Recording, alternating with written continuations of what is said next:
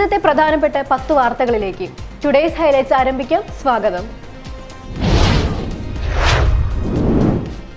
കണ്ടണശ്ശേരി പഞ്ചായത്തിലെ ആളൂർ പ്രവർത്തിക്കുന്ന Chirag food and dairy പ്രൊഡക്ട്സിന്റെ Chirag pure കൗഗി എന്ന ഉൽപ്പന്നത്തിന്റെ വിൽപ്പന നിരോധിച്ചതായി ഭക്ഷ്യസുരക്ഷ assistant commissioner Baiju P Joseph അറിയിച്ചു. ഭക്ഷ്യസുരക്ഷ ഓഫീസർമാർ നടത്തിയ പരിശോധനയിൽ ലേബൽ ഇല്ലാതെ ടിന്നുകളിൽ സൂക്ഷിച്ച നെയ്യ് പിടിച്ചെടുത്തു.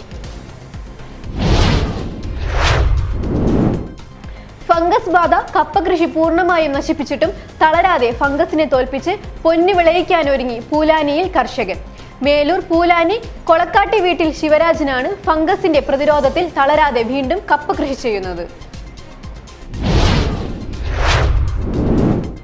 അതിരപ്പിള്ളി TC പ്രദീപ് കുമാർ കൊലക്കേസ് പ്രതിക്ക് ജീവപര്യന്തം തടവിനും 1,50,500 രൂപ പിഴ ഒടുക്കുന്നതിനും ഇരിഞ്ഞാലക്കുട കോടതി ശിക്ഷ വിധിച്ചു. കണ്ണൻകുഴി സ്വദേശി ഏറൻ വീട്ടിൽ ജിനീഷ് കീരിക്കാടിനെയാണ് ഇരിഞ്ഞാലക്കുട അഡീഷണൽ ജില്ലാ സെഷൻസ് ജഡ്ജ് വിനോദ് കുമാർ ശിക്ഷിച്ചത്. മഹാരാഷ്ട്ര മുതൽ കേരള തീരം വരെ ന്യൂനമർദ്ദപാത്തി നിലനിൽക്കുന്നു. സംസ്ഥാനത്ത് മഴ ശക്തമാകുമെന്ന് കേന്ദ്ര കാലാവസ്ഥാ വകുപ്പിന്റെ മുന്നറിയിപ്പ്.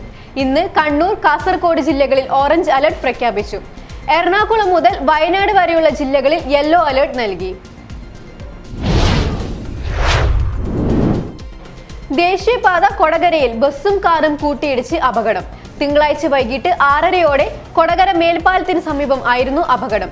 തിരുവനന്തപുരത്തു നിന്നും തൃശൂരിലേക്ക് പോകുകയായിരുന്ന KSRTC സൂപ്പർഫാസ്റ്റ് ബസ് കാറിനെ മറികടക്കുന്നതിനിടയിൽ കാറിൽ തട്ടുകയായിരുന്നു. നിയന്ത്രണം വിട്ട ബൈക്ക് വൈദ്യുതി പോസ്റ്റിലിടിച്ച് യുവാവിന് ദാരുണാന്ത്യം. ഒരാൾക്ക് പരിക്ക്. ചൗക്ക സ്വദേശി 24 വയസ്സുള്ള നിവേദ് ആണ് മരിച്ചത്. പരിക്കേറ്റ് പാലക്കാട് സ്വദേശി രാഹുലിനെ ചാലക്കുടിയിലെ സ്വകാര്യ ആശുപത്രിയിൽ പ്രവേശിപ്പിച്ചു.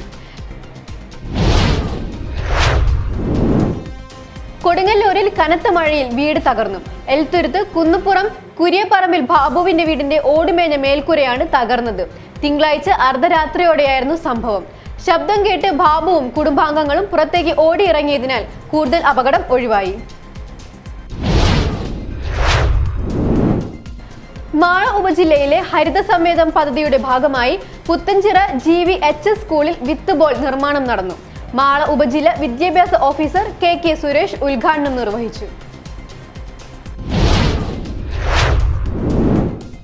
ചാലക്കുടി നഗരസഭയിൽ നേരത്തെ വാഗ്ദാനം ചെയ്ത സ്റ്റാൻഡിംഗ് കമ്മിറ്റി ചെയർമാൻ സ്ഥാനം മുസ്ലിം ലീഗിന് നൽകാത്തത് പ്രതിഷേധാർഹമാണെന്നും ഞങ്ങൾ കോൺഗ്രസിലെ ഗ്രൂപ്പ് കളിയുടെ ഇരയാവുകയായിരുന്നുവെന്നും മുസ്ലിം ലീഗ് ജില്ലാ സെക്രട്ടറി II അബ്ദുൾ മജീദ് വാർത്താ സമ്മേളനത്തിൽ ആരോപിച്ചു.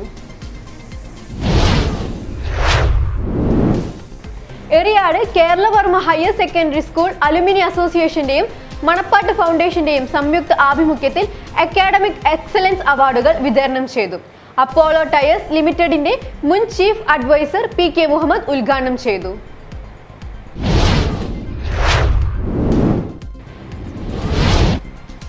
ഹൈലൈറ്റ്സ് വാർത്തകളുടെ വിശദമായ റിപ്പോർട്ട് അടുത്ത ന്യൂസ് റൗണ്ടപ്പിൽ കാണാം. ടുഡേസ് ഹൈലൈറ്റ്സ് ഇവിടെ സമാപിക്കുന്നു. നമസ്കാരം.